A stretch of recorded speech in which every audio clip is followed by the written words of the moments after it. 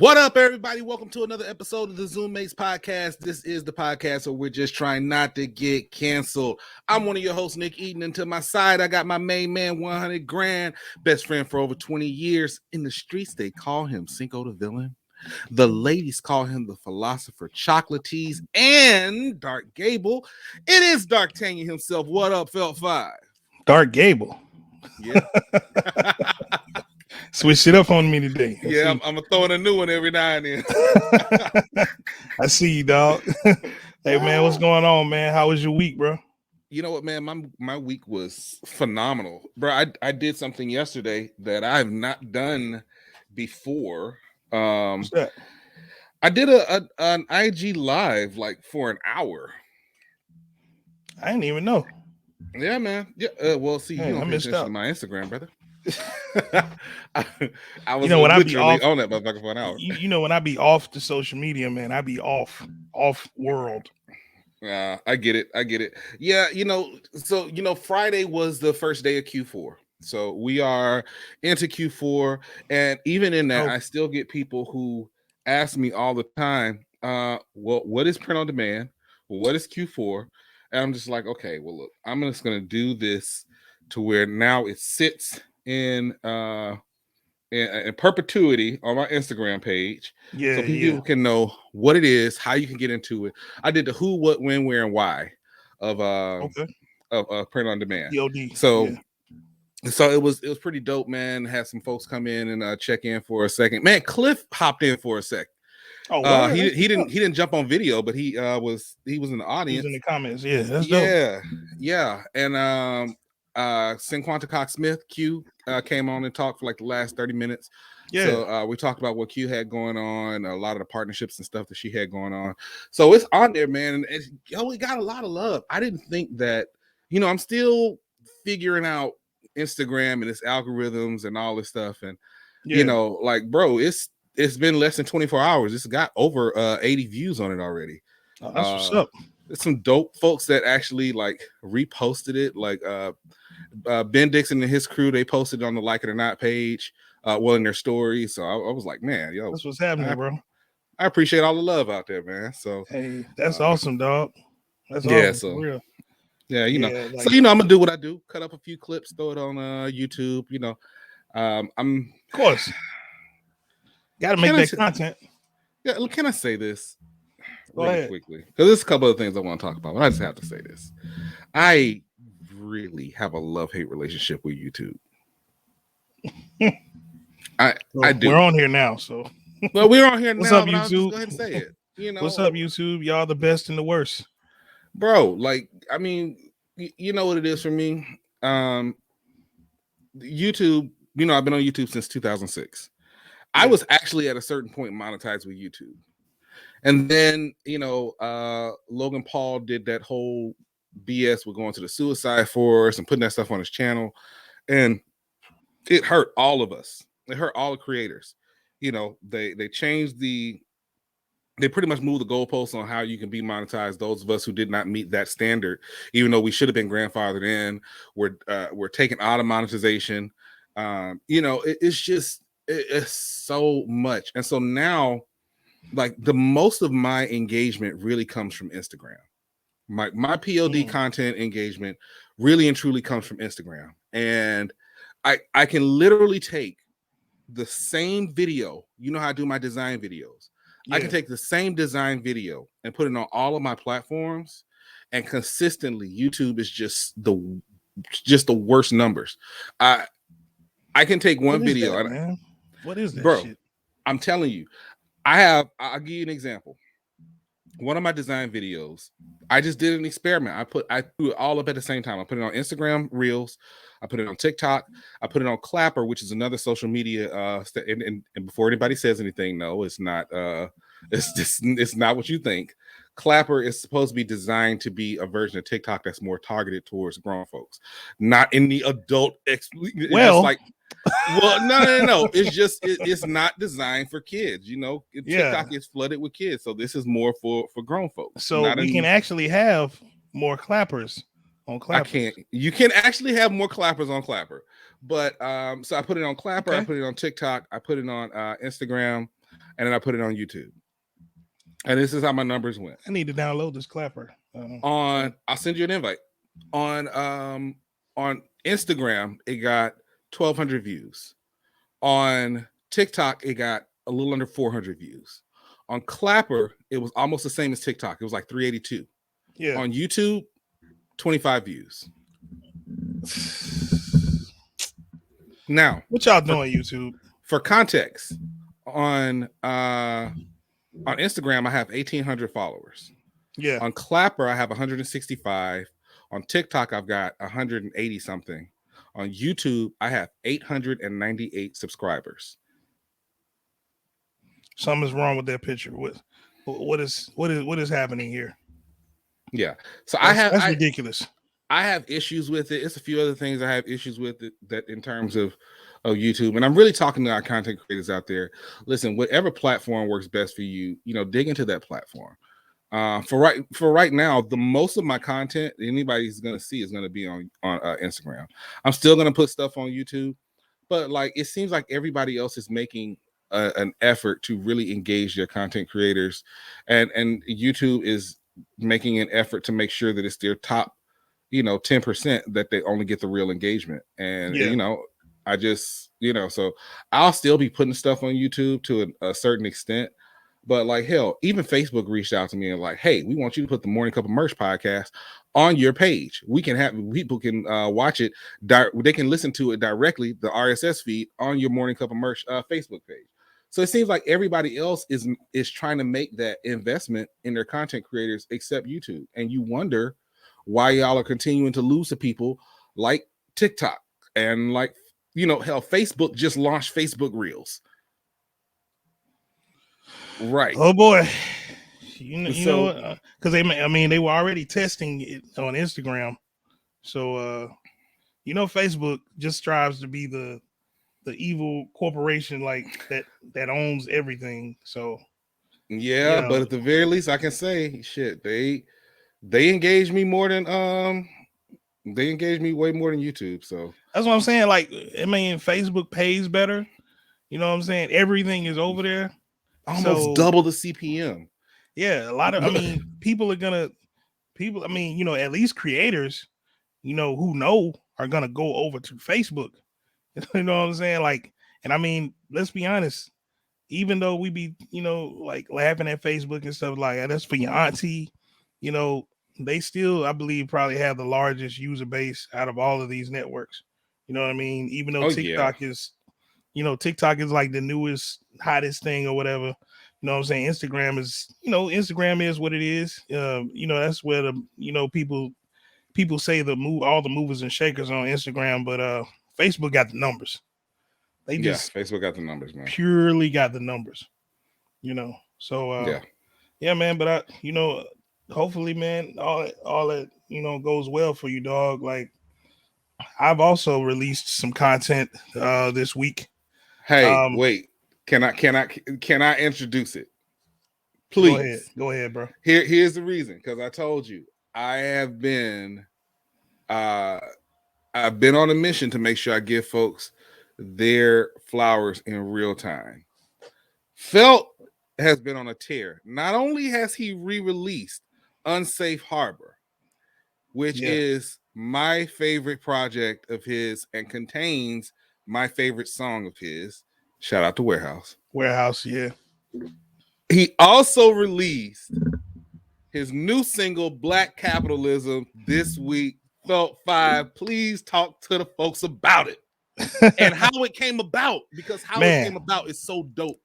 Oh my God. It's actually, when you talk about organic creation, like this is an organic thing.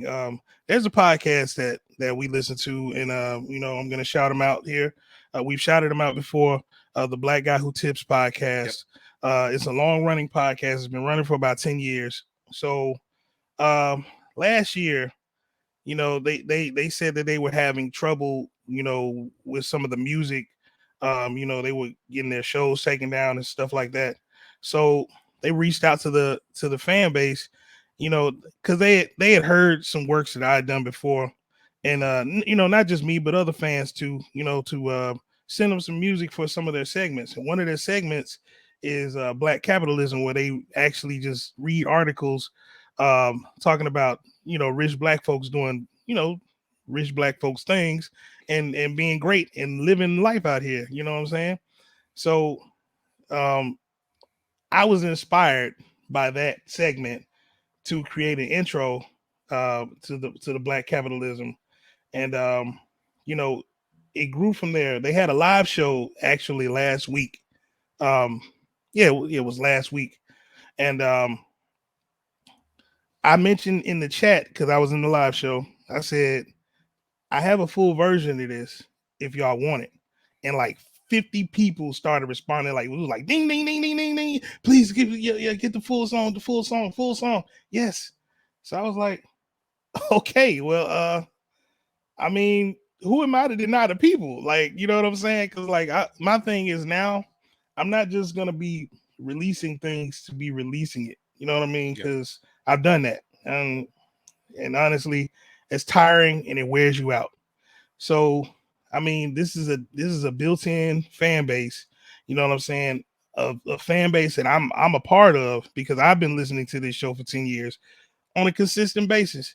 And the show's hosts, they're fans of my work and I'm fans of theirs. So there's a mutual respect there, man. And it's really been dope, man, to see, the love come through for it. So it's on all streaming platforms right now. It's called Black Capitalism.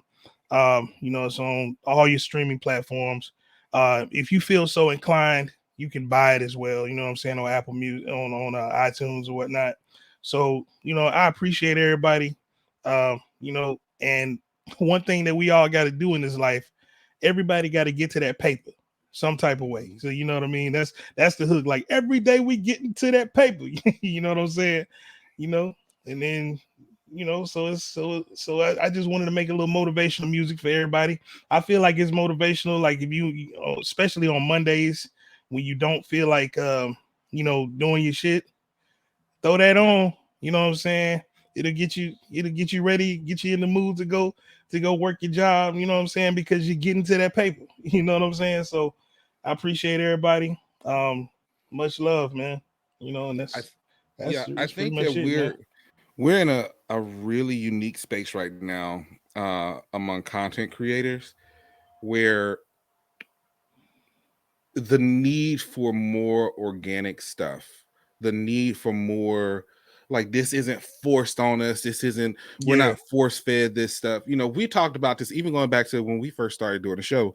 Like a lot of the folks that first started really showing us love when we first started doing the show were people coming from Tangerine's Discord, right?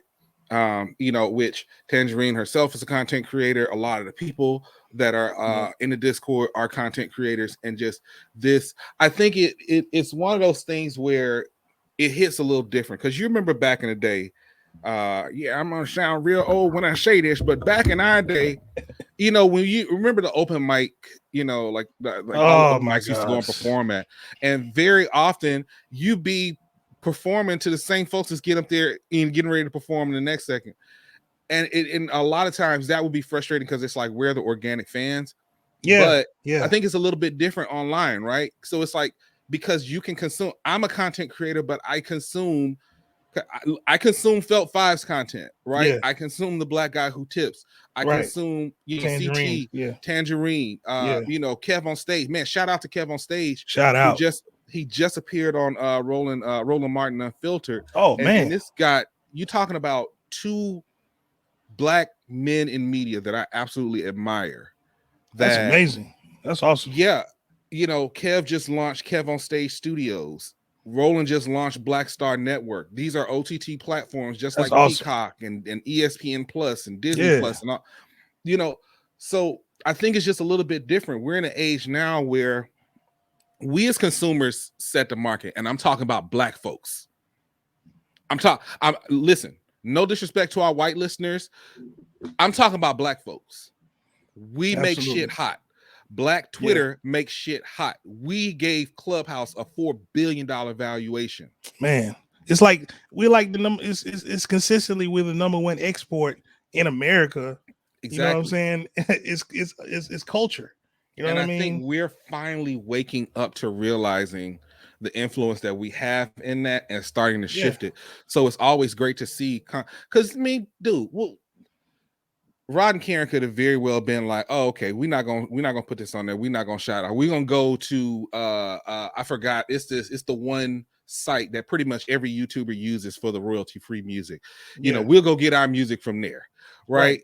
And we don't have to shout anybody out. They could have been stingy with their audience. They weren't. You get what I'm saying? Yeah. So Tangerine could be stingy with her audience, but right. she's not. You get what I'm saying? Yeah, I'm forever grateful to content creators who respect art as much as they make it. You know what I mean? Like, I'm so appreciative, man. Like, because honestly, that fan base has done more for my like music, you know, my music career than pretty much anything else that I've done. You know what I mean? Like any other any local stuff that I've done, and no disrespect to any local things that I've had to be a part of. No, You it's know, just being real. it's just being real. Like that fan base, they've held me down. You know what I'm saying? They held me down. They appreciate, and you know, they look forward to hearing me. You know what I'm saying? So, like, I'll say this much love, and also much love to, because I've also gotten love from people in Tangerine's group as well.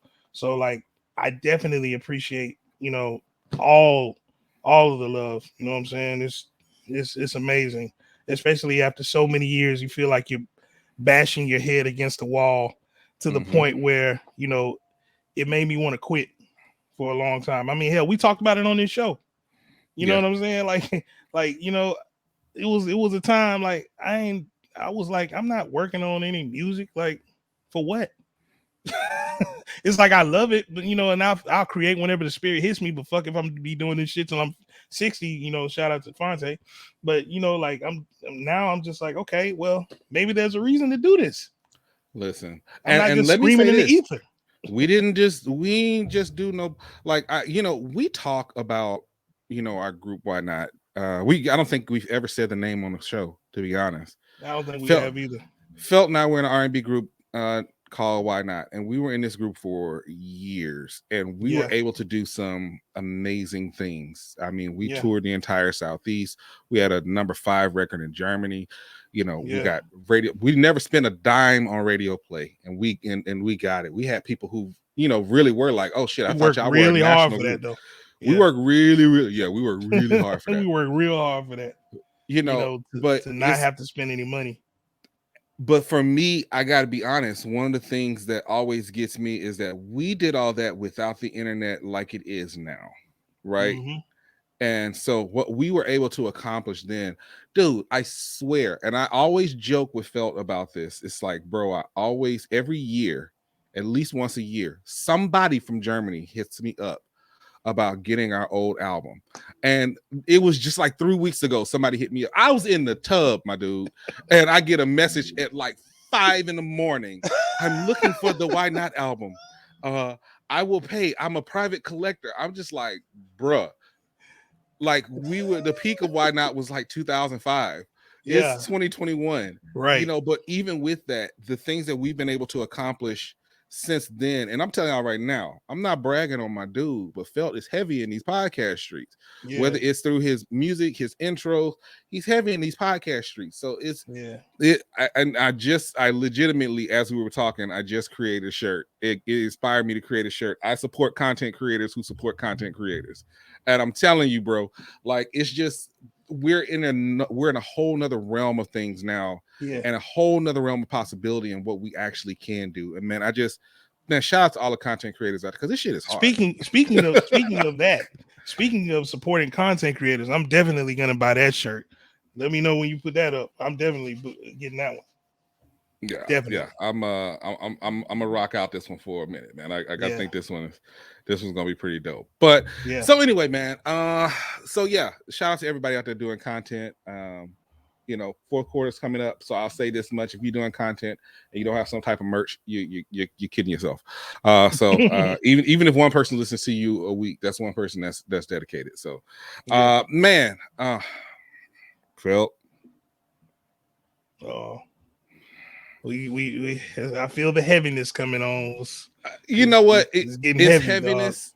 it's heaviness, but I'm gonna lighten it up in the process too. So Yeah. we have another situation, and this happens in every presidency. Yeah, so it's amazing how everybody's like, "Oh my God, I can't believe Biden is doing this." Man, dude, cut the bullshit. Every presidency, there's a threat of a shutdown, and this is no different. And so, the New York That Times ain't really reported, on Biden, but yeah, people don't but know. but here's the deal. I have to defend him on it. This thing, because if I'm looking at things objectively, I hated Trump, right? Yeah. But when it was about a government shutdown, the same way I said, it wasn't on Trump. Like Yeah. y'all, like you just can't. Same way I said, it wasn't on Bush. Like you can't. I need folks to get more engaged. But essentially, it was an article that came out in the New York Times, basically saying that by October 18th, the government would be out of money, and that it was going to force a shutdown. This is nothing new, folks. So for all you newly woke folks who finally decided to watch an episode of Schoolhouse Rock and are just now learning about the government, this is nothing new. It's nothing new. They're going to raise the debt ceiling as they always do, and Where were everybody's going to y'all in complain about it. 2016? Where were y'all in 2016 when the government shut down? When the government actually shut the fuck down. Shut down, like where were y'all at? Where your ass was at? They were on Facebook talking about the Illuminati. Y'all was on. They were on Facebook talking about the Illuminati, man. Look, it again, bro. I just, for me, the biggest thing is government spending has always been crazy. We know how we spent, billions of dollars per year on Afghanistan. So I don't want to hear everybody talking about, well, they cancel student loans. Where's that money gonna come from? Okay, the money we've been spending on Afghanistan, we spent more on military spending than the next 10 countries combined.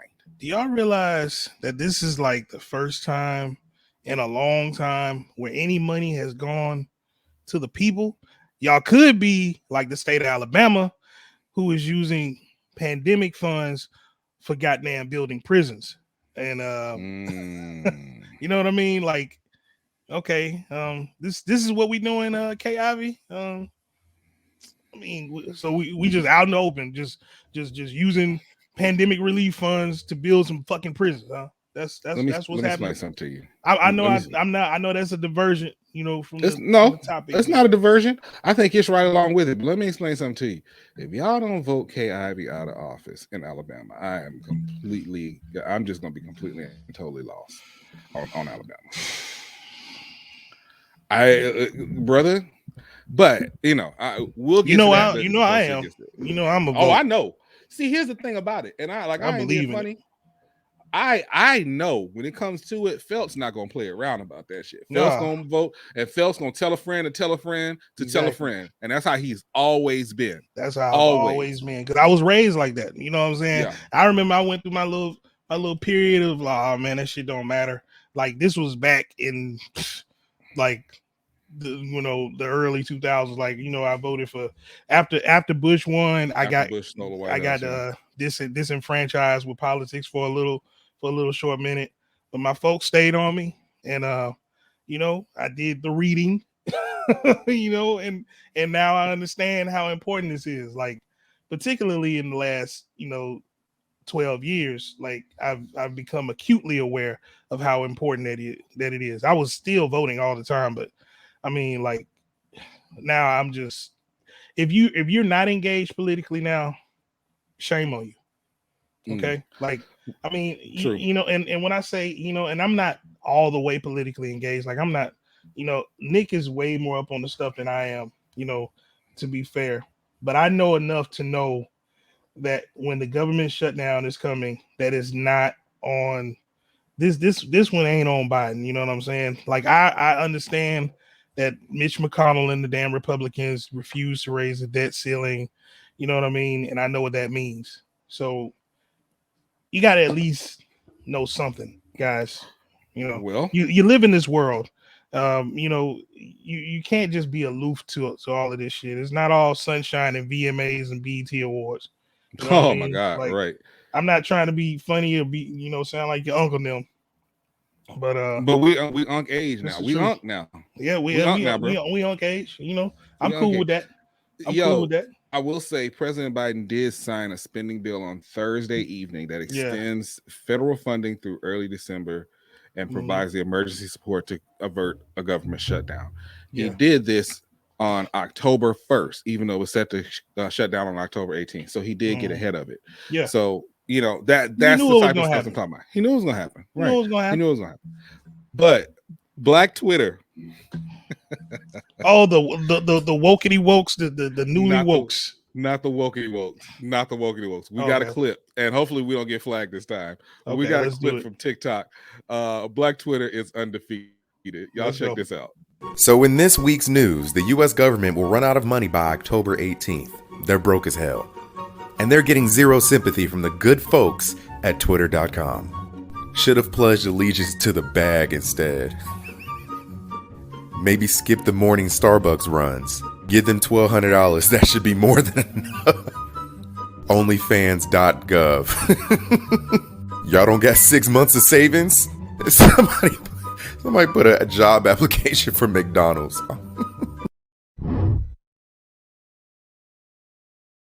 The jokes is gonna happen, and I appreciate the jokes. Hey, you know what I mean? My man said onlyfans.gov.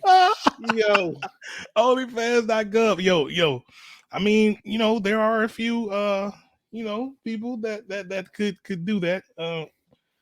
You know, I'm not gonna call any names in the Nothing. What go ahead. Nothing. You'll see. But you know, there are a few people in the government that you know, could open an account that people would people would want to look at. You know, you just can't help it, can you? I mean, look, hey, you little dirt dauber. See, I don't understand. I mean, you know, hey, look. Is whatchamacallit still get us is Cory Booker still dating Rosario Dawson? Is that still a thing? Yes. It's still a thing? Okay. So I'm gonna leave that alone. Shout out to Cory Booker, man. Shout out to Cory Booker. You know, I'm gonna leave that alone now. If he could just be the cameraman, I you know, can't and stand you. He can leave himself out of it. But you know, I mean, you know what's crazy? I'm not being funny when I say this, and this is not on the docket, everybody. But you did bring up a really good point with this. You know, okay, originally OnlyFans was going to do that whole shutdown, and just get rid of all the adult content creators like that, and then they went back on their word when they saw those cancellations popping up. Bro, those content creators are still leaving. Wow, they're still dipping. Wow. Like it's a few, because you know I know a few personally that have OnlyFans, and they're like, look, I'm uploading my stuff on Patreon. I'm uploading my stuff on another. I don't know if you heard. They're starting paid Twitter. They're starting paid Twitter pages, like paid Twitter posts. So wow. If that becomes a thing for real, like, look, Twitter gonna be back, and I mean all the way back. Has Twitter ever left? It's not that they left, but honestly, you know, they lost some steam. You know what I mean? Like, because, and I feel like part of the reason that they lost steam is because of the wokety wokes and the, you know, and then the antithesis to the wokety wokes, you know, the super sleep. You know, and the right wings, you know. So it's just you know how Twitter has a thing. It's extremes. It's either you know, you extreme left or you extreme right. There's no nuance. There's no middle ground. There's no room for any real discussion, because it just becomes snarky. I feel like that basically ruined the Twitter experience, you know, as a whole. But if we can turn Twitter into OnlyFans, and I ain't got to worry about, you know, like, I mean, you can curate your pages. You know what I mean? You don't have to deal with, you know, these people, you know, who want to talk about politics and stuff all day, you know, from the one book that they read. I mean, I'm sorry, the one article that they read. You know what I'm saying? They ain't read the whole book. They ain't reading the whole book. Well. They ain't read the whole damn book. Yeah. Yeah. I think that's a dope thing. It's again, man, these platforms, bro, they're like, look, we gotta do what we gotta do to keep our folks on there. So even now, if you notice, before Twitter would not have an embedded player for YouTube, like you could just see the link and you have to click off of it. Smart. Now you put the link on there now, it's embedded because they want to keep you on these platforms. Yeah, they want to keep you on these platforms. So OnlyFans, you started a shitstorm with this, and you know, you might be Tumblr. You might turn into Tumblr. You might turn into Tumblr. Y'all will be the dead part. Y'all will be Doctor Strange's part of the multiverse. Just that one little bubble. And speaking of the multiverse, man, let me explain something to you real quick. Oh my god. Hey, what's that meme that old boy that they had it on social media a few years ago where that dude was like, oh yeah. Y'all, when I saw the what if, I straight up was like, just I see you stop waiting till Friday. I mean, look, guys, I ain't wait, hold on. Hold on, wait. So Felt had been all this entire time it's been going. Felt has been waiting because What If comes on Wednesdays. I'm watching it Wednesdays, period. Yeah. Felt hits me up and he's like, yeah, man, I'm gonna watch it Friday. You know, when I had the end of my week, I'm just gonna sit down. I'm gonna sit down, man, and I'm gonna enjoy it. And I'm like, bro, I've been trying to talk to you about this shit for 3 days. I need you to hurry the fuck up. Yeah, look, guys, boy. I don't have a jobby job no more. So I mean, you know, I'm pretty much that's true. You know, I'm into his venture now. I'm into my venture. You know, well, there's a lot of story behind that too, but I'm not gonna bring the show down. But anyway, the What If, dog. Yeah, man. Serious business, boy. I didn't think that I really, you know, after because we didn't talk last week. So last week, the episode was with Chris Party Hemsworth, Thor. and that was so much fun. It was such a like a break. It's been getting heavy, right? Between the Avengers being killed and the zombie episode. Man, it was the Killmonger episode, which in my opinion is like top 3 of that was the entire also show. heavy. But it was also very heavy. It's like, bro, how many times, bro? Tony Stark has died so many times. My gosh. And then to have to kind of then T'Challa dies, which is still a sore spot because we still lost Chadwick Boseman. It's just it's like it was a lot. So it's a been lot. heavy. It's but a the lot. Party Thor episode was extremely fun. Thor episode was so fun, man. Like it was, he was literally on some Ferris Bueller's Day Off type shit. Yeah, I was just about to say. you know what I'm saying? Like he was like, oh my god, I gotta get all this cleaned up before my mom comes. Because my dad's in the open sleep.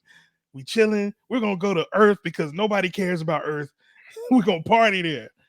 And they did. They partied there. Like a motherfucker. If I'm not mistaken, wasn't Thanos there? He was there too, wasn't? No, he wasn't. Thanos wasn't there. He wasn't there. But a few of the Ravagers everybody was the Ravagers were there, like the people from the garbage planet from Thor 3. Sakaar. Yep. People from Sakaar were there. Like everybody came to Earth just to kick it and have fun. It was like Earth. It was like Freaknik Earth. You know what I'm saying? That shit was like Freaknik Earth, bro. Like, and then at the end, I thought everything was cool, and then Ultron pops up with all the damn Power Stones except one. Right? He had all of them except one. And then he had all of them. Oh, he had all. Ultron had all 6 Infinity Stones. Okay, so he had all of them at the end of Party Thor. Because so for context, this episode. So if you have not seen it, I mean, go see it. But we're still gonna talk about it. Listen, we're gonna talk. So in this episode of What If, spoiler alert. Yeah, that'd be all right. if you remember the Age of Ultron, the Avengers Age of Ultron movie, the vibranium body that Ultron created that he was going to transfer his conscience into eventually became Vision, which had the Mind Stone right into it. But it was stopped in the movie. And they actually put Jarvis in there. The Avengers stole it, and they put Jarvis in there, and it became Vision. Vision. Yeah. In this version of What If, he actually succeeded in getting his consciousness into the vibranium body. So, dude went ham. And I mean, he went on a tear. Bro, he went ham. He went turkey. He went burger. He went ribeye. He went goat. He went everything. Like he just that was my G went crazy on their asses. And so and was never satisfied. Like he's just a universal destruction machine. Like that's his purpose. He has no other purpose but to destroy things. Right.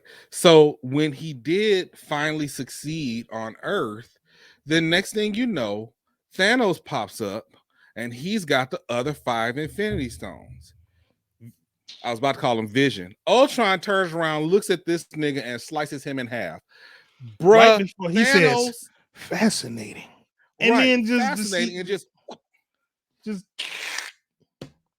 and I'm like, and you know what this had me thinking. You know what? That's why I was like, you know what this had me thinking. Vision, what the fuck, bro? How the fuck did you not off this nigga as soon as you saw his ass? Oh, so you telling me that you could have off this nigga? You saw this nigga coming for your girl, bro. You saw Captain America trying to fight with his human ass, trying to fight the damn Titan, like, and you just sat there and was like, you gotta stop it, bruh, dude, no. my dude. I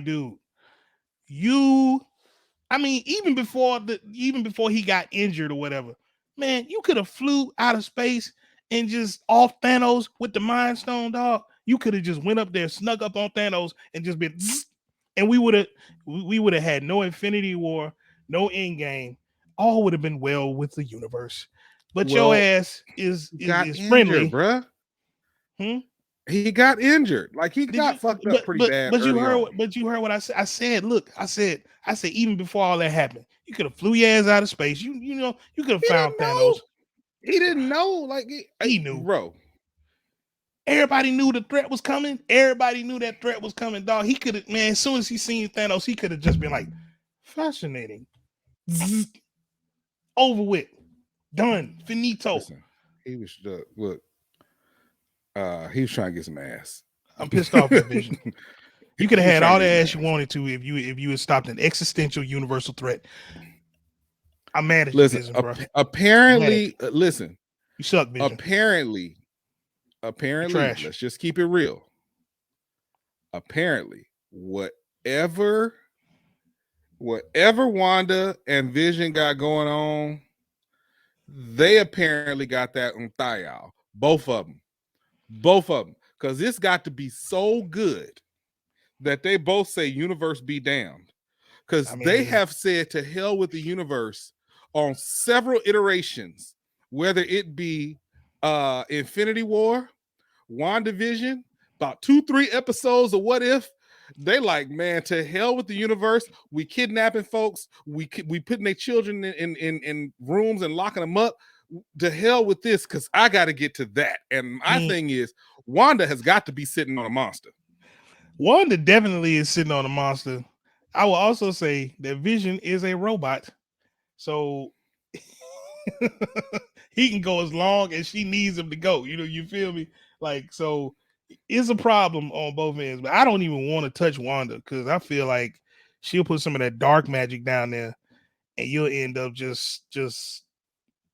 you'll end up like strung out like a crackhead, you know, fiending for your next hit and scratching as soon as you get done with her. Like as soon as she get done with you, because you don't get done with her, she get done with you.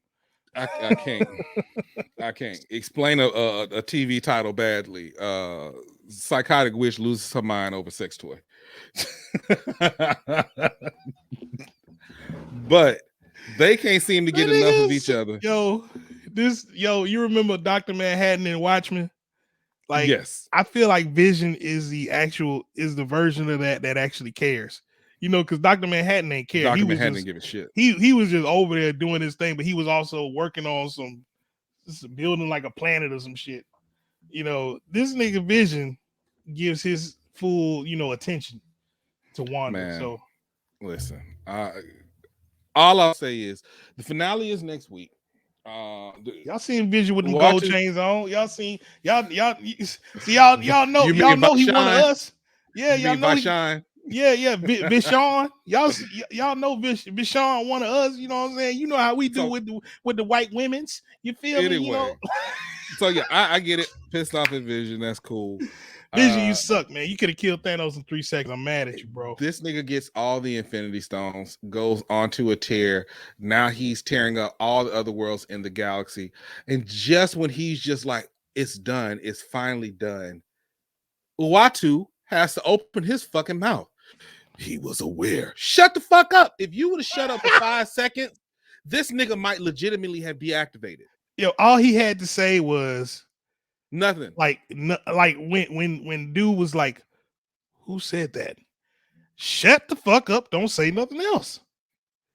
But then he was just like, but he learned his lesson when Doctor Strange did the same thing. Just like, dude, shut the fuck up. Just if you would just shut up for 5 seconds. And then he had nerve. First off, we known because he's gotten closer every week. We knew that Jeffrey Wright was his voice. Very clearly, the Watcher is black. But we learned on this past episode that the Watcher is not only black, he is a nigga. Because he was like, what the hell? What the hell? Yeah. And he said, I can't believe you actually. He was so mad that he had to ask that white man for help. He said, he was upset. You actually gonna make he had to ask a white man for help. You actually gonna make me say it, you motherfucker. And then Stephen Strange is such a dude. She's like, oh yeah, I'm definitely gonna make oh yeah. Oh yeah. You're gonna say it. But damn, you gotta give him props.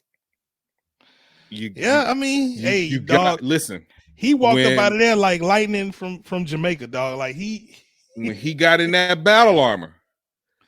Oh yeah. He was holding his own against the Infinity Stones. Yeah, he was doing pretty good for a few seconds.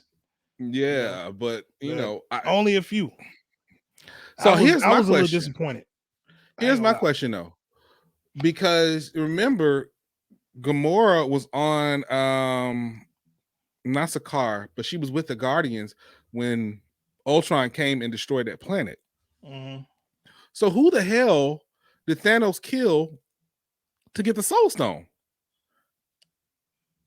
That's a good question. I'm looking, I'm like, okay, who would be the logical choices? Obviously, out of the entire Black Order, Ebony Maw seems to be the person that he cared about the most. Probably because he's the strongest. Yeah. I will also say that maybe Nebula, but everybody knew this nigga. I know he loved Nebula. He loved Gamora a little more. A little, a lot. This nigga had her hanging up from the ceiling, taking paws from her. Like, well, it was worth, she did try to kill him. What type of love? If that's love, you can keep that shit. I'm sorry, I don't need that. She did try to kill him. She did, but goddamn, like, no, nigga, no. Yo, he had her in pieces, like in a Superman that whole position. Like, I'm like, bro, what the? Oh no, that ain't no love, dog. I don't think he loved Nebula at all. I have to feel like he did, man. I think he did. That's just me though, but I feel like he did love her. But what is love, baby? Don't hurt me no more. Don't hurt me no more. But in any event, it's still one shout of out to Andy Serkis. Right. Oh my god, yeah. You know what? After that, I was like, when did I watch it? Yeah, I watched it recently. I watched Black Panther again like right after the Killmonger episode. So That Andy dude Serkis is so funny. I love seeing him. They got to find a way to bring him back. He got to come back. Oh man, yo, we got multiverses now. We can bring back Andy Serkis. We can bring him back. So speaking of which, well, wait, let's because we all over the place. We can bring back Michael B. Jordan. So essentially they're doing a big team up for the finale. We already know this. They've released pictures of Captain Britain with Strange Supreme. We've seen kind of the, where they've redid the iconic lineup picture from the first Avengers, where the camera was kind of panning around and they're fighting the Chitauri. They redid that, so we know that we've got a damn near Thanos powered Gamora. So she's like Thanora or some shit like that. Black Panther, the Killmonger version. Yeah. Thanos Howard Gamora? How? I don't know if they're going to grab her from another universe. I mean, at this point, we'll think about it from this standpoint. When Ultron and Uatu were fighting, they broke through several. Oh yeah, they broke through several multiverses. Yeah, several of them, right? Including one. Bro, okay. You wouldn't get this because you're not a Star Wars fan. One of the universes that they broke into was Star Wars. Because was that the orange one? Because Darth Vader's castle, his dark tower, was in the background. Oh, what? Right. Whoa. So yeah. So I mean, they do write a book on Vader. Vader does have a book, so I mean, Yeah, but so I'm thinking they're gonna grab Thanora from one of these other multiverses that was fractured in the fight between Uatu and Ultron. But first and foremost, Gamora with Thanos type powers is fucking crazy. Let's start there, right? That shit is scary. Yep. But it was her, Captain Britain, Strange Supreme, Thor, Star-Lord, T'Challa's Star-Lord, and then Killmonger's Black Panther, and they were in this like it was like this team up type of fight. First off, that shit, I cannot wait for that. I might stay up till 2 a.m. for that shit to come on. I ain't gonna hold you. Depending on what I got going on, I might too. I might as well. Yeah, I want to see that. I want to see that. I want to see the implications that are coming from that. Because bro, when I tell you this multiverse, and I'm not gonna spoil this for anyone. I mean, the videos are already out there. The moratorium is lifted, but there is a post-credit scene in Venom 2 that implicates that Tom Hardy will be joining the MCU as Venom.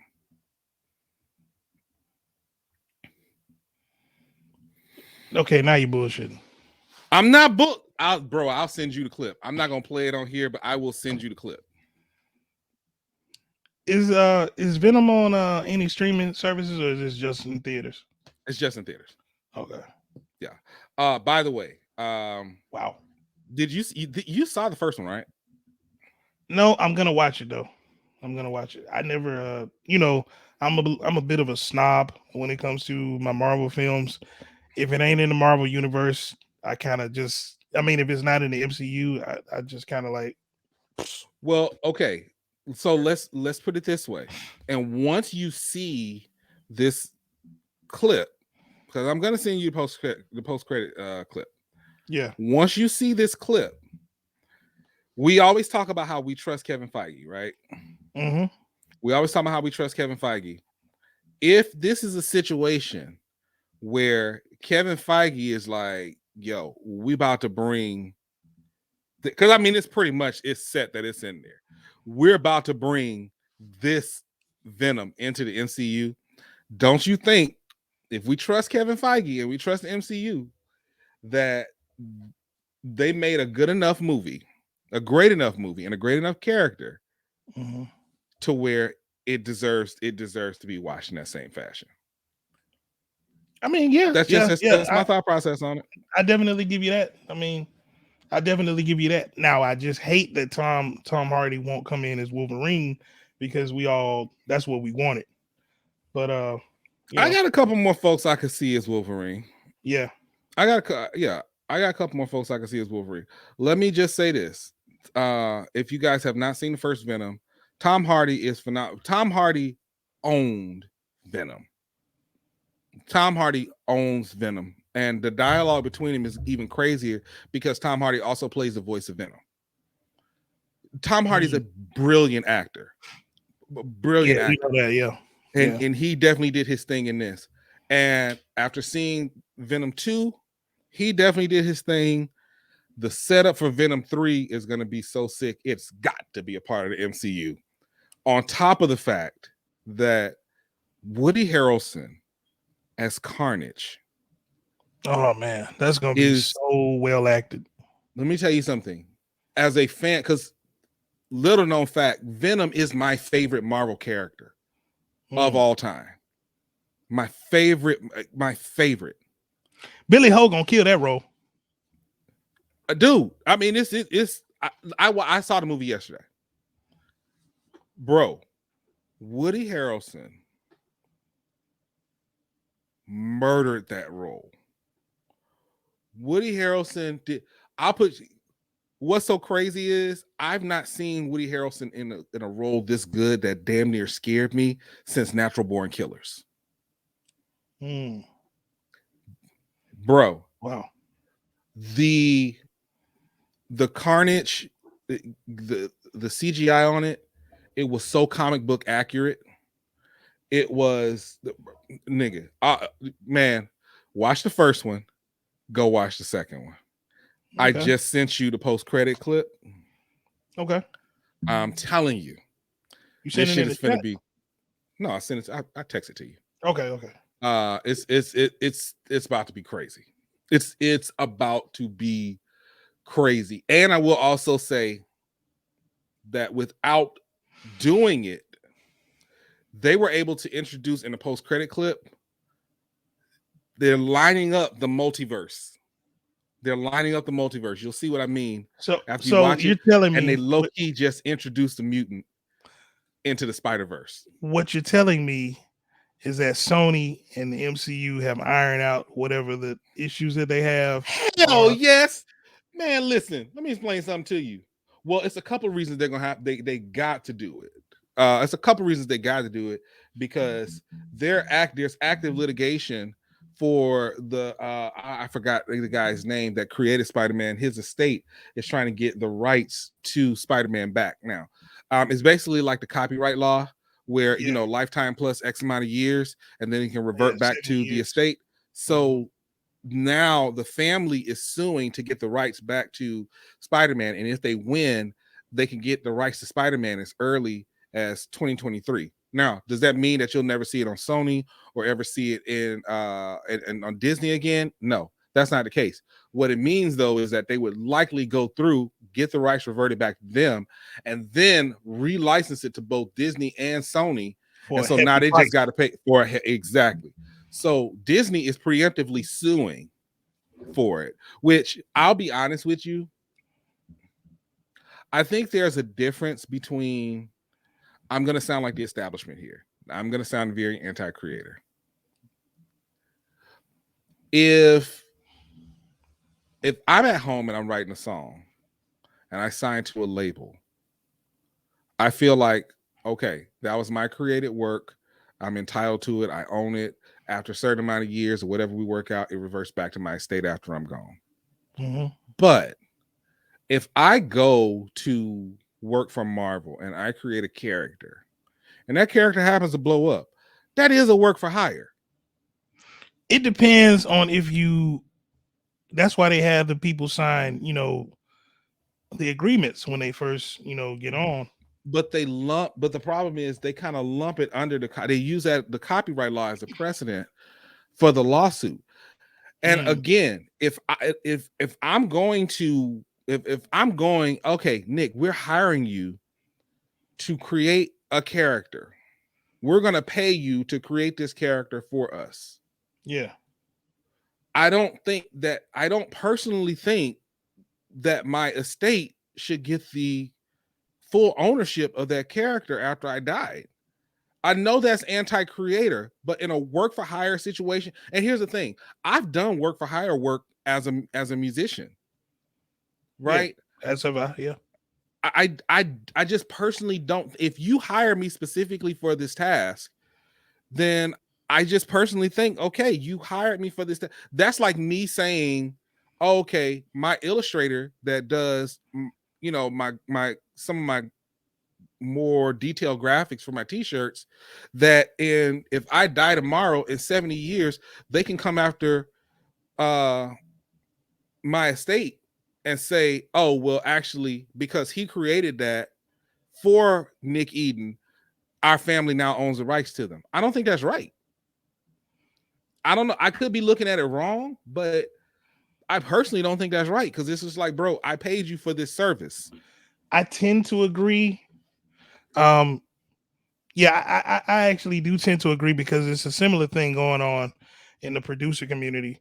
With these loops and things, people create loops, but they Oh my create them God. to sell them. They create them to sell them to artists, you know what I'm saying? And I feel like that's a work for hire. So like if the song blows up, and they're trying to do this thing now, well, if the song blows up, then you got to pay. But I'm kind of like, but I paid for the loop I already pack. paid. You know what I mean? Yes. And it's like, I get it. If you want to take care of those people, if you want to take care of the person who created it, like, say the song blew up and, you got millions of dollars from it or whatever. If you just have a relationship with that person, you want to take care of them, I feel like it should be the option of the, creator, because I mean, the final product is still what I put out. You know what I'm saying? I made everything around the loop. I manipulated it in the ways that it needed to be, formed into a song, so you can't come in and just say that you own it, like, Right. I mean, if I feel good about it, I might give you a small percentage. Like I work out a percentage with you.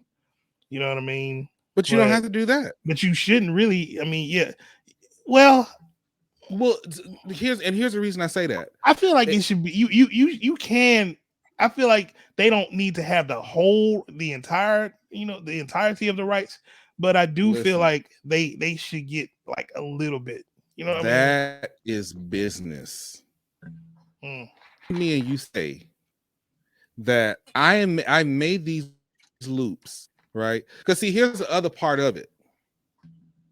The other part of it is plenty of people got those loops. Yeah. And none of their shit blew up.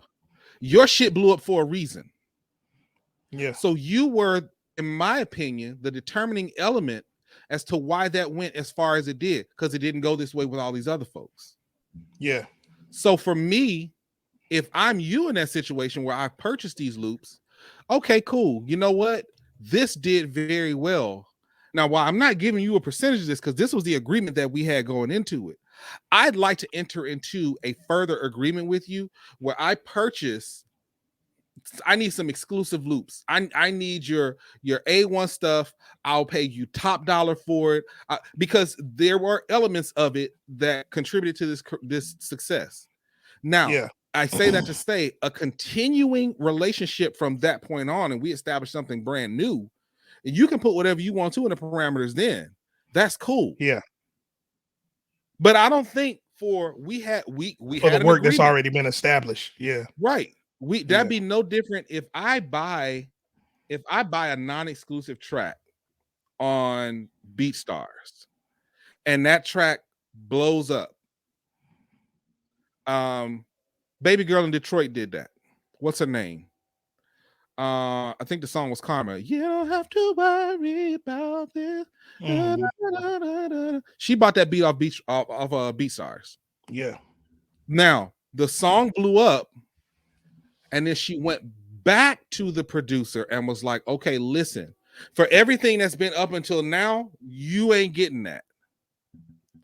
I'd like to go ahead and purchase the exclusive rights to the track and then set the royalties of what you would get going forward, in addition to working with you for other tracks for my EP that ended up going gold." To me, that's the right way to do it. But if we do business, I'm doing business within this parameter. Now, if I decide, you know what, I'm gonna give you a little bonus on that, cool. But I don't feel like I should be made to. I feel like I should probably do that out of the. I would do out it of good faith. Out of good faith, I would out do of good it, faith. but I don't have to. Yeah, I would definitely do it out of good faith. But you know, Now I tend to agree. I tend to agree with you. You know that if you released something for a service, and you know that something reaches heights that was unknown because of the work that I put in around your work or whatnot. You know what I mean? Because people can draw a character every day. Let's bring it back to art. People can draw. There are plenty of folks that got comic book characters just sitting on pages. You know what I mean? They're not going anywhere. You know what I'm saying? So, they're even comic books out there that have got great stories or whatever. They're not going anywhere. But if a person comes like Why the Last Man, for instance, you know what I'm saying? Like if a person took Why the Last Man, the book series, um, if they had made a television series out of it, then it's still gonna stay at the level it was at. But the TV series is gonna definitely, shoot it up. Um, but I do think that they worked out a deal, in that case. Yeah. Maybe that's a bad example. I think that's a bad No. example. I get what you're saying, but like when you look at Spider-Man, so much more went into it than just drawing a character. So you're now saying that as the family, not the person who created it, the family now has the right to all the things that made Spider-Man great, because it wasn't just the drawing. Spider-Man has had several costumes. It was the storyline behind him. It was the adventures behind. There's a whole writing team that's behind him, and all of a sudden, y'all feel like y'all are supposed to get sole ownership because he drew Spider-Man? Fuck no. That's not cool. That's no. Yeah. Now that ain't cool. when you put it like that, you're absolutely right. Because it was so much more to Spider-Man that made Spider-Man as iconic as he is. Yeah. And it wasn't just the original drawing. Yeah. So and it's not even the original creator that's bringing this, suit up. Is the family. It's the family. And I mean, not to sound callous, but I mean, y'all ain't have nothing to do with it, man. You know what I mean? Like, sorry. Exactly. Yeah. So anyway, man. So shout out to Marvel. Shout out to the MCU. I'm excited to see what's going on, man. Hey, man. Yeah, this is my time. This is gonna be a surprise. Phil, go on, bring in that GoHot for us, play. Oh man, my brother put together a GoHot that was after my own heart. Okay. Now we're talking about, but we also got something that we both are interested in, to a certain degree, which is sports. So our GoHot today is based on best retro sports games. You know what I'm saying? So most of us grew up, if you're around our age or a few years younger than us, you grew up with a lot of these games. And we're about to call them out. We got Tecmo Bowl. We got Mike Tyson's Punch Out, which off top has got to stay. I'm gonna tell you right now, off top's got to stay. Okay, it's got to stay. You got NBA Jam.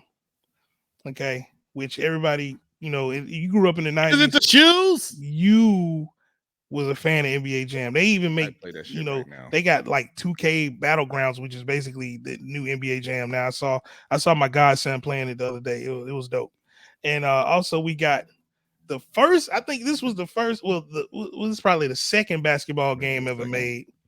Hoops, which was on Nintendo, which I had Hoops. I had it too. I remember that was such a fun game, bro. Like it was so many different player archetypes and stuff. It was dope, man. So without further ado, Nicholas, which one of these games have to go hot and which one is going home? We got to go hot for the best retro sports game. Let's go. All right. So let me say this. I agree with my brother that the one that has to stay first is Mike Tyson's Punch Out. It's got to stay. It's got to stay. It's the hottest one up here. Oh my honestly. God, bro. I played that game for hours on end. Let's just go. We starting over. Let's do it again. I still play it. It's on my Switch right now. It's on my Nintendo Switch right now. They have a Nintendo Switch online. You can go play Mike Tyson Punch Out. Well, it's called Punch Out now. Yeah. But oh wow. No, I need Missing Tooth Mike. Oh, he's still on the game. They just call him. I think his name is Mr. Magic or something. Oh fuck that! No, yeah. I need Mike Tyson's Punch Out. That's just so Mike Tyson's Punch Out's got to stay first. Second, you know I'm a bigger football fan than I am a basketball fan. Gotcha. And Tecmo Bowl was iconic. So the second one to stay on the list is Tecmo Bowl. Okay, that's controversial right there. But possibly not. Possibly not. You know. So that leaves NBA Jams and Hoops. Each of these hold a very special place in my heart for very special reasons. Hoops, I can't speak for anybody else, but I felt such a sense of accomplishment going up for the dunk and everything turned silver. Bruh, you felt like you was doing the shit. Like, man, and it was because it was street ball. And I mean, if you grew up seeing street ball. If you grew up like we grew up, man, like that was it. It's like what's going on in the NBA that's cool and everything, man. But you know, sometimes you saw some of the best dunks, the best layups, the best free throws, the best no looks, all that shit happened in the street. And that, man, hoop, dude, fucking iconic. But then on that same token, bro, that damn NBA Jams gives us some of the best game quotables in history. He's on fire. Is it the shoes?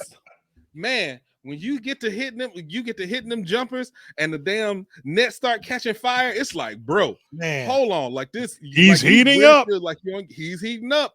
Like, oh my God. So I'm conflicted between those two. If I had to make a decision,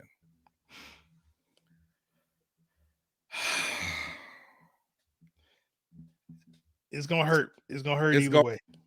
NBA Jams gotta stay. Hoops, you gotta go. You gotta go, man. You know, and I understand that too, because like, you know, Hoops was very near and dear to my heart, especially because it was the first basketball game I ever had. One thing, and then like, you know what I'm saying, and it was just, I don't know, it was something about it, man. It was like, it was gritty, man. It was real. It was just, you know, like, I just love the different types of players that they had. You had the one guy that was tall. You had the one guy, you know what I'm saying, that was short and fat and stuff. But you know what I'm saying, he played good defense. Ball. Then you had the little dude that could dribble real tight. You know what I'm saying? But you know, before I get into mine, I gotta name a couple of honorable mentions here. Okay. So for my honorable mentions, I got Arch Rivals. Okay. Arch Rivals was like that was an amazing game because it was the first game that they you know, had basketball and fighting in the same damn game. You know what I'm saying? Like, I sincerely enjoyed that game. You know what I'm saying? Another honorable mention, and Nick might not have played this one because, you know, I don't know how deep he got into that stuff. Blades of Steel. I remember it. It was the first hockey game I had. Well, I didn't have it actually. My neighbor down the street had it, and I used to go to his crib just to play Blades of Steel, just so I can get into fights. And it was like such a magical thing when it happened. It was like, because it felt like, I'm like, where's the fight coming from? And then all of a sudden, you just get into that fight, and then, you know, they just start fighting each other, dog. So Blades of Steel, Arch Rivals. You know, I also got to mention NBA Street. That was probably the spiritual successor of Hoops. Of You know hoops, what I'm yep. saying? Like along with Jam It, you know, if y'all had Sega Genesis, y'all know what I'm talking about. That Jam It, boy. Jam It definitely was a spiritual success of hoops. So okay, Absolutely. let me say this much before you go into it. I never owned Jam It, but I definitely rented that motherfucker from Blockbuster. Oh yeah, yeah. Man, remember renting games, man? That was such a great time, dude. Boy, Oh, Friday man. night was the greatest. Friday night, let me tell you something. Friday night in Gulfport, Mississippi, and we'll tell you what that consisted for a young Nick Eden. Friday night meant, I ain't got no damn homework. No homework. We're gonna go to Blockbuster. We're gonna rent some games and some movies. So I'm gonna get I could get every Friday, I could get 2 games. Yeah. On the way home, we stopped by Mr. Harris's fish spot, which was a neighborhood fish spot. Brother, it was only open on Fridays and Saturdays. And I'm talking about the line will be through the roof. So we didn't go on the Blockbuster. We didn't got the games. We didn't got the movies. We didn't go on to Mr. Harris spot. My mom will always get the ground mullet plate with red beans. It's a whole experience. It's a whole experience with red beans life. and potato salad. And I always got either the fish plate or the rib plate. Yo, with, let me ask with you, double beans. Did you read the instruction book while you were waiting in line for the game? While you was waiting in line? I'm talking about when they had them, you know, because they ain't always man. Yeah. So yeah. For me, that's just what it was. It was a whole experience, a whole ass experience. Absolutely. So sorry, didn't mean to interrupt that. No, man. That's one of the best things ever. Like, them Friday nights, man. You get that game, you go to Blockbuster, like right over there on the Atlanta Highway. It used to be, man, Blockbuster. We just used to go in there, peruse around.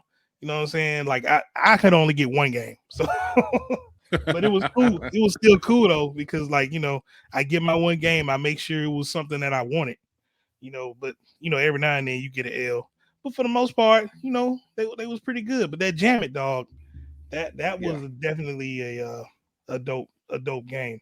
But on to the actual GoHot. The first one that's gotta stay for me is Mike Tyson's Punch Out, because this game is literally what really got me into martial arts. Like Mike Tyson's Punch Out and the original Kung Fu game where you just walk, down the hall, down that blue hallway, kicking people.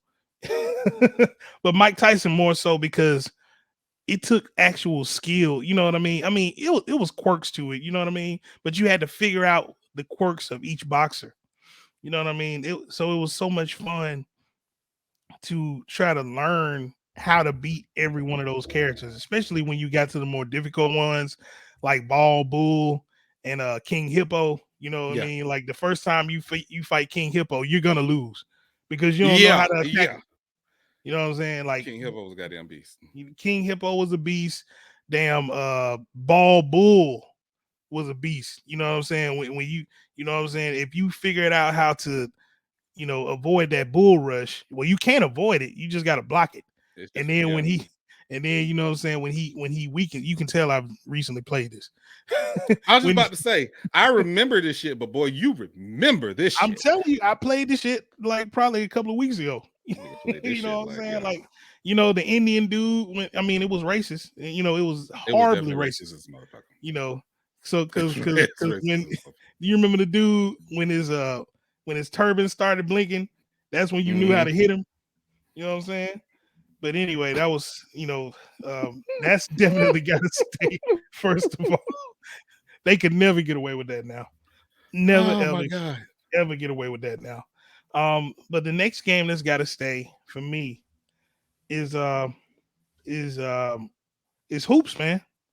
I got to keep hoops. You know what I'm saying? I got to keep hoops because, like I said, that was my first basketball game that I owned, and it was just so much fun to play. It was half court basketball, and it's kind of what that's kind of what got me into basketball. I mean, all these games came to me at an age where these things, I was really learning about things, and like Mike Tyson Punch Out with fighting, hoops for basketball. So that's got to stay. Those two got to stay. The third one that's got to stay for me And it's between, NBA Jams and Tecmo Bowl. And this is going to be kind of controversial to you guys. It's going to be kind of controversial. I don't really give a shit about Tecmo Bowl. Okay. Whoa. I don't really give a shit about Tecmo Bowl. I'm not a big football fan. Never have been. The sport just didn't really do it for me. It still don't really do it for me. I'll watch a football game because my dad loves football. So it's the way that me and him bond. I know football. I played football. Not the biggest fan of it. But you know what I'm saying? So with that being said, NBA Jams, on the other hand, basketball is my favorite sport. So I gotta go with NBA Jam, man, because like when you drive down the floor and you hit that dunk in the air where you flip like 4-5 times and that rim catch on fire, and like imagine playing this at the arcades in the 90s. Yeah, straight up. With people, other people who are your peers, before the pandemic. So it wasn't a thing to get up in folks' face and be like, yeah, boy, I got you, boy, or something like that. So the feeling of that. And then when they finally brought it to like Sega Genesis and stuff, and it was not as good, but it was still NBA Jam. No, it wasn't as good on Sega. It wasn't as good on Sega or Super Nintendo. Well, it was probably about as good on Super Nintendo, but you know what I'm saying? Like the graphics and stuff wasn't as good, but it was still NBA Jam. It was what we needed. Another honorable mention I gotta mention is, even though I said I don't like the sport, Blitz. Blitz football.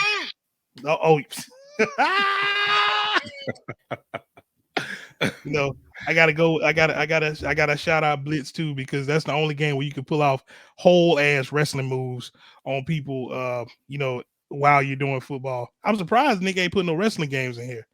But because I couldn't decide. Dog. I couldn't decide. WrestleFest. That's all we can have a whole GoHot about wrestling games. I think that might be next week's show. Do that next week. Yeah. We can do a whole WrestleFest SmackDown versus Raw. Bro, we can do. Listen, I didn't put it in for that exact reason, because you can do a whole GoHot on it alone. Absolutely. Something I gotta ask you, brother. What's that? You really don't fuck with football like that? I mean, like I said, I played football, so, but I don't. It don't really grab me like basketball does. Like it don't. I mean, like I like it more than baseball. I mean, it's okay. Like I said, don't disrespect my sport. Now. I'm not disrespecting baseball. I'm not disrespecting baseball. I'm just saying that. I will say with baseball, unless if you're there, it's a different experience. Watching baseball on TV is very similar to watching golf on TV. Yeah. When you're playing it, it's a whole different thing, right? It's a whole different energy. When you're there in person and you're watching it, it's a whole different energy. But I do understand why people who would see it on TV would be like, ain't really my jam. I knew that you always preferred basketball over football. I just didn't. I don't think I ever realized that you just didn't really fool with football like that. Yeah, I mean, like I said, you watch college though. I watch college football. I watch college football. I watch some NFL games.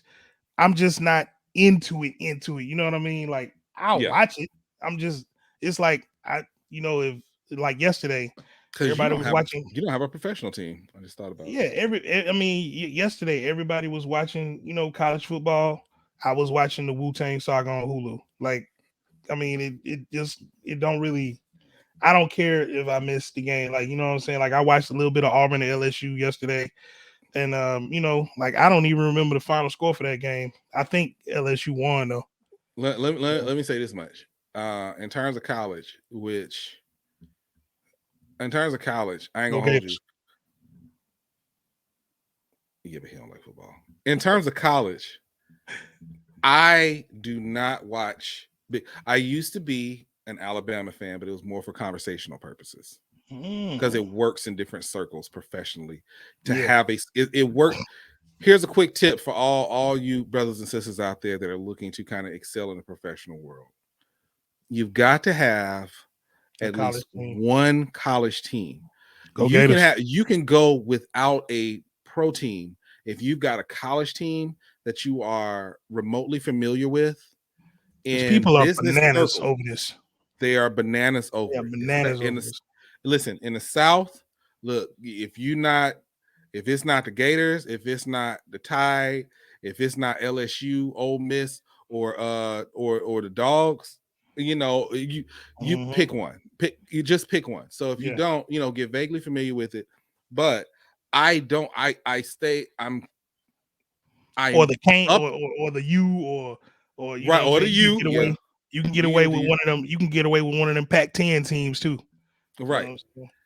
But I got to be honest. In terms of college sports that I watch on a regular, I'm sorry. I allot that time to HBCU sports.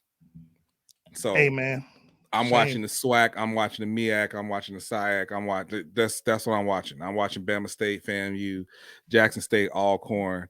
I'm watching Southern Grambling. I'm watching UAPB, I love my Prairie HBCU. View, I love Howard, my Hampton. Schools. That's who gets my college time. I tell you what I miss. I miss NCAA football. They used to come on. They used to come on the systems. You know what I'm saying? Like, but then they had those lawsuits, and now we don't have college games anymore. Hopefully, since they've started actually paying some of the players for their likenesses for other things, that we can start. We can start to see it again, because I used to really enjoy the college football game. You know what I'm saying? That was the time that me and the homies would get together. You know what I'm saying? And we really would just, have a good time, play some college ball. You know what I mean? And it's nothing like it. Even playing Madden and stuff like that, like, you don't get the same energy that you do from playing with your college team. You know what I mean? I don't know. It's something about it. Like, the only thing that duplicates the college football rivalries, and it really doesn't duplicate the college football rivalries, but you can kind of get the same energy, is NBA games. You know what I mean? Like, and everybody, ain't into that as much. I mean, it's not on the level of college football, but it's probably the closest thing to college football as far as people getting spiritually involved in it. Yeah, I used to go to the Hawks games a lot. Because my cousin worked for the Hawks. So, that was always pretty cool. I could go to the Hawks. Again, when you're there and you're in the moment, it's a completely different experience, right? And I think that could probably be said for most sports. Even if you just not watch, like my high school band, we used to play at the Mississippi Seawolves hockey games. That's what got me into hockey, right? So it's just a little different. It's the energy that you get when you're at the sports games, because it's so loud in there. You just you're in the shit, bro. Like, hell, I used to go to the Biscuit games, but see, I'm a baseball fan, but the Montgomery Biscuit games used to slap. Yeah. I heard they did. I heard. I've never been to one, but I mean, I've heard. Montgomery, you say what you want to. Montgomery has a good team. The Biscuits are Montgomery does have a good team. Yeah, I do hear. I mean, I hear what's going on. Right before the pandemic hit last year, fucked me up because I got season tickets because we have the Biloxi Shuckers, and they played. Their opening game was against the Biscuits. Guys, listen to the names of these teams. We got the Biscuits and the Shuckers. God, what mother Shucker? These names are terrible. But anyway, some terrible names. Anyway, but anyway, man. Shout out to all the folks out there. Shout out to all the retro gamers out there. Shout out to all the folks. HBCU sports yesterday did very well. And let me officially say it. Tecmo Bowl, you got to go home. Sorry, I just had to get that out. I just had to let everybody know my stance on the GoHot. We keep on going, Nick. Niggas, you got to go, Tecmo Bowl. Sorry. Whatever. Anyway, man, 1 up, 1 down. Felt 5. What you got coming up this week, man? Oh man, hopefully I can get everything I need to do. I need to get done so I can go ahead and get the next part of my life started, because I'm telling you, dealing with the state as far as getting documentation handled has been quite the ordeal for me, but I ain't giving up. I'm ready. I've been going to war with the state. I'm ready to continue to go to war with them. I'm getting done what I need to get done, and I'm moving on, and I'm going up. You know what I'm saying? In a good way. So let's go, man. So what you got going on, brother? Oh man, I got a few more podcasts to record today. Well, one podcast, a couple of YouTube videos, really to help make sure that I satisfy my my brand partnerships. Yeah, I just gosh, do that. I'm gonna do some more not, promoting on my single too, guys. You know what I'm saying? Yeah. So I recently hit 10,000 downloads on the Morning Cup of Merch podcast. I heard. Congratulations, brother. So yeah, congratulations. I am ridiculously excited about that. That's awesome. I got some proposals to send out for some additional sponsorship opportunities that are exclusive to the podcast. So I'm definitely excited about that. And man, just getting ready. We're already in Q4. I checked my sales this morning. Before 10 o'clock, I had already sold a Halloween design. I'll send it to you because this one's funny as shit. A Halloween design, and I sold. Is that the one? The witch better Christmas. the witch better have my candy. I haven't uploaded Witch Better Have My Candy yet. That is I laughed. Yeah, I laughed. If y'all go to Instagram at Nick Eden, you can see that in my reels. But I haven't uploaded that one yet. No, this was one that was actually more kind of centered toward. I'll send it to you. It is, but I also sold a Christmas. Yeah, I sold a Christmas shirt in Germany this morning too. Oh man, that's dope. That's dope. People getting on it early, man. That's what's up. Yeah, man. It's gonna be a good Q4, man. And I gotta say, man, Halloween is actually some of my favorite times of the year because I love to just watch, the old 80s slasher flicks, and it just feels right to do it in October. I don't know why. It's something about the season. I love the old slasher flicks, so I'm gonna be on AMC. I'm gonna be on the NBA 2K22. You know what I'm saying, on the Xbox. You know what I'm saying. So holler at me if you got my gamer tag. If you don't, it's Fizzle7584. You know what I'm saying. Come get your ass whooped because well, shit. I be knocking heads off. You feel me? All right. So I'm gonna say this much. As much as we talk about, as much as Felt talks about getting it gaming, we're gonna start a new hashtag Get Felt Streaming, because Felt needs to stream some of this shit on a Twitch page. That's all I'm saying, brother. That's all I'm saying. It looks like, with your new venture, you might have a little bit more bandwidth that you can do it. I mean, why not give it a shot? You get what I'm saying? That Twitch community is strong, man. They strong like the podcast community. We'll see, man. But we'll see. I don't like the slasher films, so I got a couple things. I love the cheesiness of it. I love it. It's a couple things I got to watch for Halloween, man. One, there is no Halloween without It's the Great Pumpkin, Charlie Brown. That's first and foremost. That is part of the season. That's the seasonal thing that you got to do. Yeah. The second one, I gotta watch Hocus Pocus. Hocus Pocus, absolutely. And then the other two are a little less popular. One, I gotta at least watch one season of Wizards of Waverly Place. I know it's gonna sound crazy, but hey, you look, that show was so good. Listen, when Kayla was a kid, she used to always, I was like, why do we have to watch this bullshit, man? Why do we have to watch it? And the show ended up being so good. When they had the series finale, she was actually going to spend the weekend with her aunt Danielle, and I sat up in that damn house, our two grown asses, and watched Wizards of Waverly Place series finale without her. That's terrible. That is awful. Now she was watching it at our aunt's house, but we were watching it because it was just that damn good. And then the other thing I gotta watch, and this is most people actually have to look this up. There is a movie it was a TV movie that came out that when I was a kid, and I absolutely loved it. It's called The Worst Witch, and I have to watch that every year. I gotta watch it every year, man. You know what? The original It is on Hulu right now too, so I gotta watch that. I gotta say this real quick before we hop off. I was on TikTok and there was this guy talking about, basically saying if you had to pick one horror movie character to fight, and he picked It. And for me, It fucked me up when I was a kid. I'm not fighting It. I'm not fighting Pennywise. No. Here's the thing though. The choices he had, it was like you had to fight It was Jason. I forgot the second choice, but it was a beast. Probably Freddy Krueger. It was Jason, Freddy, another one, and then Pennywise. And the reason what he said was basically pretty much like, yo, if Jason is after you, you pretty much fucking done. Like you're not stopping Jason unless you a virgin or his mother. You ain't stopping Jason. You can outsmart Jason. Jason is stupid. I don't know, man. That motherfucker got a body count. Freddy, it was like, oh, you just pretty much just have to stay up because you have to survive them for a week in order to get $50 million. You're not surviving Freddy for a week, dude. No. Dude was it was funny as hell because dude was like, you got to get somebody to punch you in the nuts every time you fall asleep. Like you're gonna be tired, you're gonna be delirious, and you might have some health problems, but you'll have $50 million.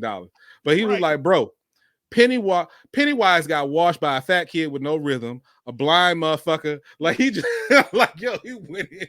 He was like, Pennywise got washed by a bunch of kids whose nuts didn't even drop yet. So if I gotta choose, I'm fighting Pennywise. You say that, but I mean, I seen this nigga in action. No, I don't need no smoke with no damn Pennywise. I'm gonna tell you who I would fight. Between him and Freddy. Between him and Freddy, I would definitely pick Pennywise. I'm picking because Freddy, you ain't surviving that. You go to sleep, you over with. It's done. Now, like I said, Jason, all you got to do is be someplace where you can see everywhere around you, and he can't get you. Because I noticed the thing with Jason. Jason is only powerful if you're running away from him and you can't keep your eyes on him. And then when you can't keep your eyes on him, that's when that nigga just show up. But if you can keep your eyes on that nigga, he can't really for get a week though. Well, I mean, because that's the caveat. You have to survive them for a week. I mean, I don't know. Go lock yourself up in a bank vault. He can't get you. Tell them niggas to let you out for once a day, and he get you something to eat, get you some fresh air, and you see this nigga coming down the street. I'm gonna be in there I'm gonna be in that bitch with some military meals and a piss bucket. I'm just saying, but but the oxygen. Maybe I'm thinking too deeply into this. The oxygen is going to run out, so you're gonna have to get out there like once a day. You know what I'm saying? And preferably in the daytime, because this nigga, this nigga need a whole bunch of woods and shit to attack you. If you stand out in the open field, Jason ain't getting you, dude. So what you trying to tell me is if you're on Jamaica Ave in Queens, that nigga ain't getting you. That nigga ain't getting you. I mean, I saw, we all saw Jason Goes to New York on, you know what I'm saying? But I don't know what the fuck, the part of New York that they was in was like, nigga, nobody's supposed to survive where they was upstate. Nah, let me say this much. I fuck Pennywise up.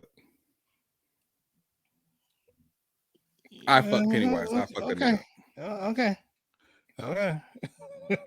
I mean, you got washed by a fat kid with no rhythm. I fuck Pennywise up. Sorry. I mean, it wasn't like they were just straight up there fighting him. I feel like Pennywise was just trying to play too much. And because he tried to play too damn much, but he ain't finna play with your black ass. You a big grown man. That nigga gonna kill you. Like, he ain't gonna fuck around with you. Like, he fucking around with the kids because he felt like the kids was gonna just, And you know what? This is what the key to killing Pennywise. And we're totally off the rails. Is to just get Shawn Wayans. And if you've seen Scary Movie 2, you know what I mean. I don't remember. I'll send you the clip. All right, man. I appreciate it. We appreciate everybody. Tis the season, guys. Right. Don't forget Instagram at the Zoommates, at Felt5, at Nick Eden for our personal pages, YouTube, the Zoommates podcast, and for the audio version, anchor.fm/Zoommates. One up, one down. We appreciate everybody taking an hour and a half out of their day to take a listen to us, and we will see you all same time next week. Take care. Take care.